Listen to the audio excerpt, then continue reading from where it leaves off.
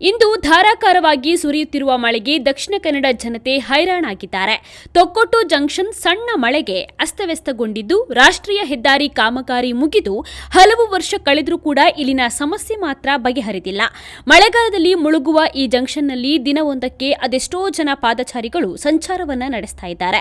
ಹಳ್ಳದಂತಾಗುವ ರಸ್ತೆಗಳಿಂದ ವಾಹನ ಸವಾರರಿಗೂ ಕಿರಿಕಿರಿ ಉಂಟಾಗಿದ್ದು, ಮಳೆಗಾಲ ಶುರುವಾಗಿ ಬಿಟ್ಟಿದ್ದು ಈ ಸಮಸ್ಯೆಗೆ ಪರಿಹಾರ ಯಾವಾಗ ಎಂದು ತೊಕ್ಕೊಟ್ಟಿನ ಜನತೆ ಆಕ್ರೋಶವನ್ನ ವ್ಯಕ್ತಪಡಿಸುತ್ತಿದ್ದಾರೆ.